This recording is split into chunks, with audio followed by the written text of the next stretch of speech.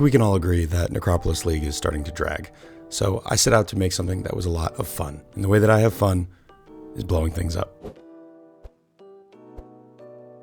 This build uses the Blade Blast of Dagger Detonation Transfigured Gem in order to create massive explosions. Blade Blast of Dagger Detonation does not work like the original version. Normally, Blade Blast requires that there are blades on the ground from something like Ethereal Knives or Blade Vortex, and that you blow those up separately with another 6-link or 4-link. Blade Blast of Dagger Detonation simply is an AoE physical nova that uses your dagger for extra damage similar to Spellblade. There's a line in the gem that says deal added spell damage equal to 700% of the damage of your equipped dagger. So get a massive dagger with huge base damage, you don't need attack speed, and all of that gets converted to spell damage. This also means that you don't need to scale gem levels, which opens up other gear slots for things like defense. This build is fast and blows up screens, but it is also incredibly tanky. I went way over the top on defenses, and you are effectively immortal in tier 16 maps. Now, of course, nothing is immortal in tier 17s, but this build can easily do them.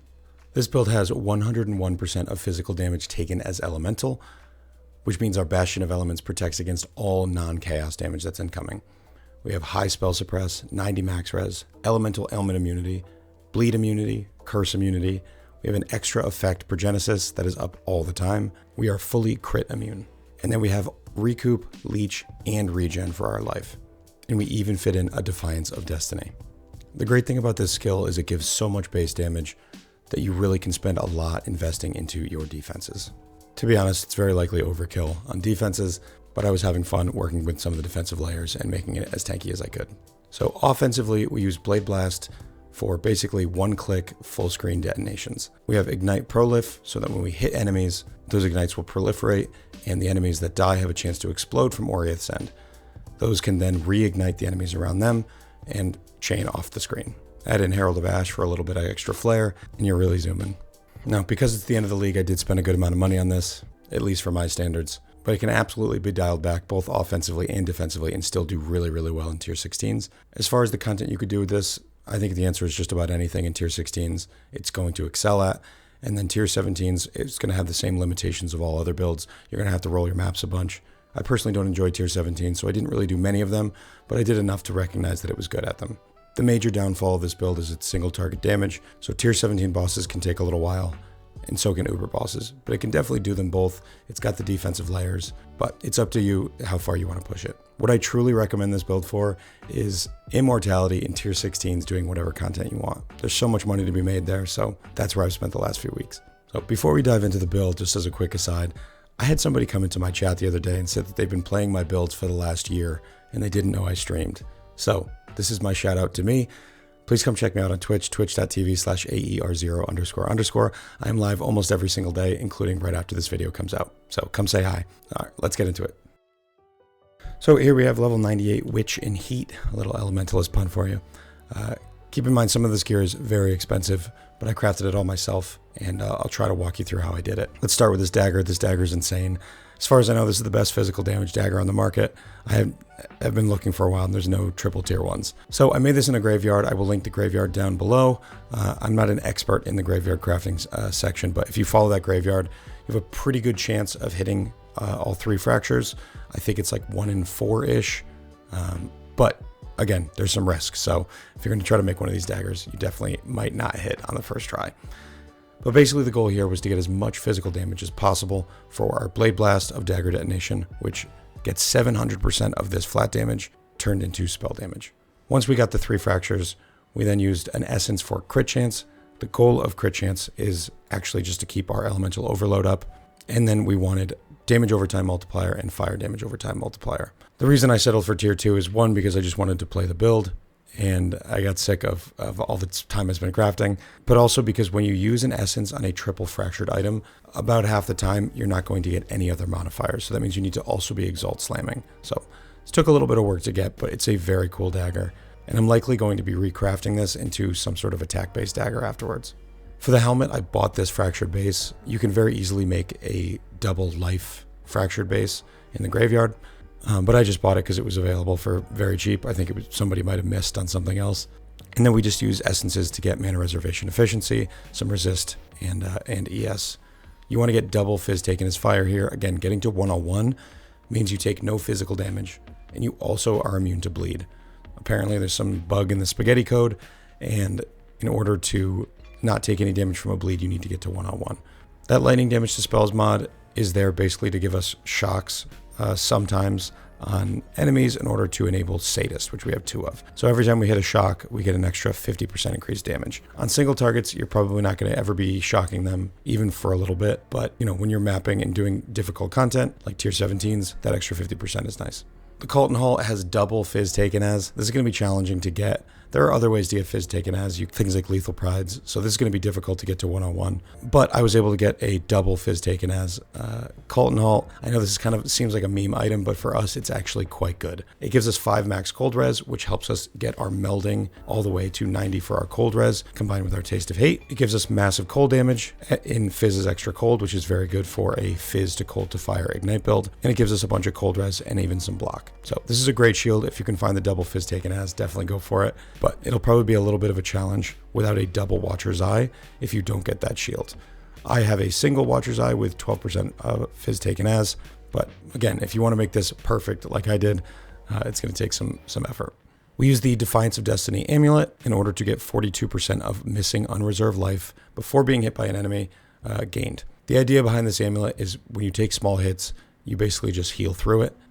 This combined with Progenesis is just massive defense. And I really never use this item. To be honest, it's probably overkill in this setup. The only thing that's killing this build is big slams or when you take the wrong altar mods. So you could actually go for damage here. You could go for like a double dot multi-amulet, maybe a simplex, something like that, because this build does lack a little bit of single target damage. So getting damage out of this slot is probably a better idea than using the Defiance of Destiny. But it's what I did. It's very fun. Every once in a while, I'll just stop playing in my map and just let enemies attack me and do something else. And I survive. We use the Replica Emberwake to get 51% faster ignites. This is huge damage. And the reduced ignite duration is not that big of a deal because we get increased on our Cloak of Flame as well as we use Unbound Ailments. In the other ring slot, we use Polaric Devastation. Everything on here is great. Duration of ailments. Crit chance is good for our uptime of Ellie Overload. And cover enemies and Ash is huge damage. These gloves, I crafted these myself as well. If you want to get to 90 max res, you do need to get your Purity of Ice to level 23 some way. And one of the ways to do that is to get +2 AoE. I basically crafted these with the plan of I'll either hit Fizz conversion to cold or I'll hit +2 AoE gems. If I hit the cold conversion, then I probably would have gotten the rest of my cold conversion as an implicit, and then I could have changed my Watcher's Eye or could have dropped the node on the tree that gives me conversion and kind of work things around. To get to 90 max res on this build, there are a number of avenues. Depending on what kind of gear you have, what your tree looks like, you can do it a few different ways. But this is not a beginner build. Just let me throw that in there. So we get Chaos res, Fire res, Spell Suppress, some life, and then a little bit of Fizz conversion to cold. We get Fire exposure on hit. You can also get this from Cluster Jewel, but the reason we get it here is our explosions also hit, and our explosions will cause enemies to have fire exposure on them. We get our Ignite Prolif here as well. On her boots, I also crafted these. I made these in the graveyard. It was actually quite easy to get double life move speed. I made a set of 4 pairs of boots, and I hit all 4 of them. If I can find that graveyard, I will put that in the description. I don't know if I still have it. But then getting Spell Suppress and Lightning Res was actually quite easy. For Cloak of Flame, we get 50% reduced extra damage from crits. Between that and the tree, we are 100% crit immune. We also get Fizz taken as fire here, a massive amount. And then Ignite duration is fantastic. The Tides of Time, you can get whatever corruption you want on here because we don't use armor or evasion. But you got to make sure that you have Utility Flask gain 3 charges, and that's really all that matters. This gives us full uptime and extra effect of our Utility Flasks. All of these flasks get 25% effect, including the Taste of Hate and the Progenesis, which is massive. We end up getting to 35% flask effect for uniques, which is extra Fizz is cold, extra Fizz taken as, extra max res, and extra life loss prevented occurs over 4 seconds. This belt is absolutely amazing, and it's hard to not use it. Ultimately, when mapping, I did end up trying a Headhunter, and it feels fantastic. A Fizz as extra Ignite build really thrives with a Headhunter, especially one that is an AoE spell. It's really hard to see the Nova here, but this Nova gets really big with Headhunter AoE, and it's a lot of fun. So if you're just going to be doing mapping, I actually ultimately recommend the Headhunter, in which case we are not at 90 max res. I think we're at 89, but you really can't tell the difference. We also use an Ori Ascend for Explode. We don't even need the res from this. I am hilariously overcapped on resistances, but what this allows is me to take pretty much any altars I want. I can take -100 res altars and be on an Ellie weakness map. Because I'm immune to curses, I'm still at 90 max res. We got a big movement speed Quicksilver here. And then lastly, we have a phasing suppress flask, which has increased effect on it. You could run less charges used to make sure that you have full uptime on this, because I actually don't. But while mapping, I do. And that's really all that matters, because I'm not doing a lot of bossing with this anymore. I switched off of a quartz flask that had reduced charges used. But this gives me even more spell suppress and a bunch of life regen. Having life regen, recoup, and leech allows for you to do some different tiers of maps. No leech is actually doable on this build because you have recoup and regen. I wouldn't recommend doing maps that have no regen or leech. All right, let's talk about our gems. We'll start with our Blade Blast. So as we discussed in the intro, massive damage from our dagger. Getting a 21 is just a little bit of extra damage, but gem levels are not huge for this skill. It does give you extra flat damage and extra of the percent damage on here, but it really doesn't total to that much, so I wouldn't recommend scaling gem levels. We use cruelty, and despite the common misconception that cruelty support is bad, at best it's about a 40% damage gem for us. And as you saw in the intro, on single target, even against tier 17 map bosses with difficult mods, you're still getting about 30% cruelty. You can actually see up in the top left hand corner here what percent you're at. And if you go into POB and look at what 30% cruelty has, it's still like 2 or 3% better than the next best gem. So cruelty actually pretty good if you go for hits, and we are going for hits on this build. So deadly ailments is not in our setup, despite being a very strong link, because it prevents you from getting leech. You would need a massive amount of leech in order to leech with a build that uses deadly ailments, because it lowers your hit by 80%. So instead of using deadly ailments, we go for a more hit-based approach, and that allows us to scale a little bit of hit damage alongside of our massive ignites, and that allows us to do things like ailment immune expeditions, because we still have a little bit of hit damage. We use unbound ailments to increase the duration of our ignites, but also the ignite prolift pools that are on the ground. Swift affliction, cold to fire to get us cold as extra fire, but also converting cold to fire for the purposes of Shaper of Flames, which does 25% more damage with ignites if the highest damage type is fire. Lastly, we use awakened burning damage. In our dagger, we have a frost blink and automation steel skin. Automation steel skin has okay uptime. It's just nice to have a little bit of extra defense. We use an Arcanist brand with flammability and flame surge for some extra single target damage. And we also use righteous fire. Now, this is going to look like a righteous fire build in the intro, but it's actually not really doing a ton for us. The reason I'm using it is, one, because I had an extra gem slot and I wasn't sure what to do with it, but two, because it gives us a little bit of boost to our single target damage, in that it increases our hit of our Blade Blast, but it also does burning damage around us. So when we're standing still and looting, it's actually killing enemies. And because we're so tanky, we're often able to loot in the middle of fights. And I found it to just be really nice quality of life to have about 100k damage or so, killing white mobs and causing exploding prolifts. You definitely don't need to use Righteous Fire, but it's so easy for us to recover through it that I figured we might as well. We have a shield charge with faster attacks in the shield, and we're using a Herald of Purity for extra physical damage. We have a Divine Blessing set up with Malevolence. Now, in order to have enough to cast this, you are going to probably have to take the Energy Shield Mastery that gives you 100% increased ES from equipped helmet. And I'm also using Leech for my ES, especially because I was using Headhunter and it was making my cast speed go really high. So very often I would be casting really fast, kind of unintentionally, and it would be burning through my through my ES. So we grabbed this Leech node just to make it a little bit easier to recover our ES. We also have a Herald of Ashen here for extra damage, Fizzes extra, and a little bit more explody. We have our 4 links set up here on our gloves for our auras. We use Hatred, Purity of Ice, a level 4 Enlighten, and Purity of Elements. The Purity of Ice does need to be 23 to get that 1 extra max res, so if you're going for 90, just keep in mind that you'll need that. There's some fun tech here on the tree. Let's start with the most fun tech. So this is something that I used in my Ice Shot of Penetration build, which is basically an Elegant Hubris overlaid with an Impossible Escape. In this spot in particular, we're able to get some cool stuff. You could probably do it over here as well, but this was the most point efficient for me. So we're getting 40% flask effect duration, which is going to allow us to have full uptime just about on all of our flasks. The most important ones are Taste of Hate and Progenesis. We get 12% effective non-curse auras. That helps us get to 90 max res and some more damage. And lastly, we have 37 chaos res here. You can get stuff like life, damage. There's really, really good mods here. I would use the Timeless Jewel calculator to figure out the best one for you. Figuring out full flask effect uptime is going to require at least the fasting and spiked concoction jewel here in order to prevent needing a second full flask duration cluster. This flask duration is really, really nice. But if you can't get this for some reason, you can use another medium that gives flask duration, maybe a 6 passive.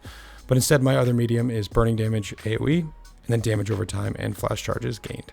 So we are also Supreme Ostentation, which means that we ignore attribute requirements, and that means we can tattoo our entire tree. I still have about 7 or 8 intelligence nodes that I have not tattooed, and I should. But basically, we're using this to get fully crit immune.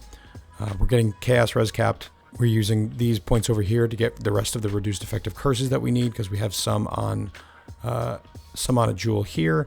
I think we have some on the Parandus Pact. We'll get to that in a sec. And so we're fully curse immune. But you can do more stuff with this. You can grab like lightning res if you needed it. We don't. More chaos res, and really whatever you need. You could get fully crit immune on the tree, which would allow you to get different corruptions on your Cloak of Flame. I actually think I would recommend that. Maybe grabbing a +2 to AoE gems and increased damage Cloak of Flame is probably best in slot if you can tattoo up your whole tree to get reduced extra damage from crits. In tier 17s, that's so important. We're grabbing as much aura effect on the tree as we can, because auras are massive for this build. Our Purity of Elements is giving us res, our Hatred is giving us huge damage, and Purity of Ice is getting us all that max res. So we grab it all here, and then we grab this entire wheel here. For our cluster jewels, we are using Burning Bright for AoE and damage, and then Sadist. If you've chilled, shocked, and ignited recently, you get more damage. On the other side, we have a Doriani's Lesson. We use this for Leech. You could also get Leech on gloves, but I prefer to get it here.